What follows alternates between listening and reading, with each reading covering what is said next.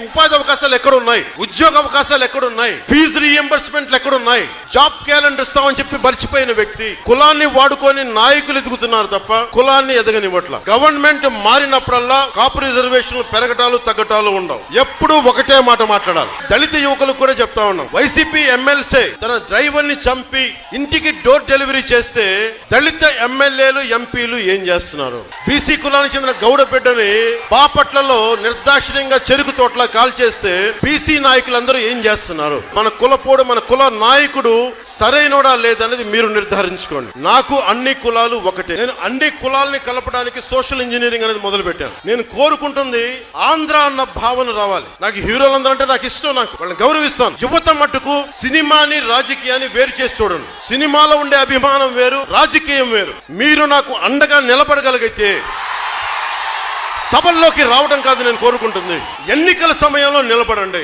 సినిమాల్లో కేజీఎఫ్ రీ రికార్డింగ్లు పెట్టుకొని రౌడీలను ఎదుర్కోవడం చాలా ఈజీ. అది షూటింగ్, అది దీనికి రీ రికార్డింగ్లు ఉండవు, బ్యాక్గ్రౌండ్ స్కోర్లు ఉండవు. నిజ జీవితంలో పోరాటం చేయాలంటే దమ్ము, ధైర్యం, ready, damn guts you need.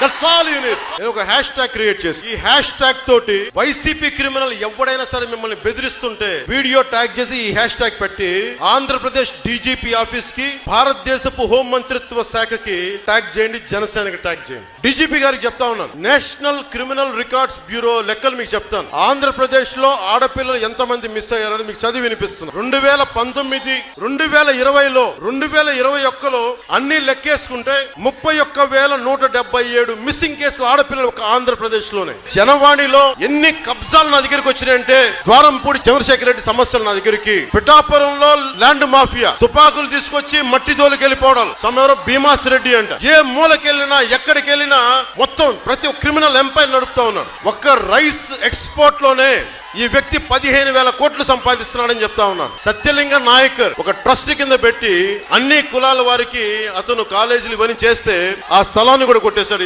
ఈ చంద్రశేఖర్ రెడ్డి. ఎక్కడికి వెళ్ళు బలహీన వర్గాల కాలనీలు కబ్జా పెట్టేశారు. ఇటువైపు వెళ్తే పాపం పెన్షన్ దారులు, జయలక్ష్మి బ్యాంక్, కోఆపరేటివ్ బ్యాంక్ వాళ్ళకి మద్దతు తెలిపి పాపం వాళ్ళు నష్టపోయారు. సర్వే చేస్తామని చెప్పి సర్వేయర్స్ గా వస్తారు. ఖాళీ స్థలాలు ఎక్కడున్నాయి, ఎక్కడైతే పెద్దవాళ్ళు ఉన్నారో, పిల్లలు సరిగ్గా లేరో వాళ్ళని బెదిరించి ఆక్యుపై చేసేసేయటం. పాపం 70 మంది స్వామినగర్, చిన్న స్వామినగర్, పెద్ద స్వామినగర్ లేఅవుట్ లో దౌర్జన్యాలు, అక్కడ కూడా కబ్జాలు, నంబర్ ప్లేట్ లేని బైకులపై గుండాలు బెదిరించడం, ఏ పని చేద్దామని కూడా 30% కమిషన్ అడగటం. చివరికి స్వచ్ఛత సంస్థలు రోడ్డు సైడ్ మొక్కలు వాళ్ళ ఖర్చుతో ఇస్తే ఆ మొక్కలు కూడా మేమే వేసామని చెప్పి గవర్నమెంట్ దగ్గర డబ్బులు తీసుకోవటం, ప్రజాధనాన్ని లూటీ చేయటం, తీరాన్ని కాపాడాల్సిన మడ అడవుల్ని వేలాది చెట్లు నరికేయడం, ఇళ్ల పేరు మీద జనాల స్థలాలు లాక్కోవడం. ఈ చంద్రశేఖర్ రెడ్డి అని ఒక ఎమ్మెల్యే ముఖ్యమంత్రి అండ చూసుకొని ఇన్ని అడ్డగోలుగా దోపిడీలు చేస్తా ఉంటే అందరూ నా దగ్గరికి వచ్చారు. ద్వారంపూడి చంద్రశేఖర్ రెడ్డి, నీ రోజులు దగ్గర పడ్డాయి, లెక్కెట్టుకో. నేనే దగ్గరుండి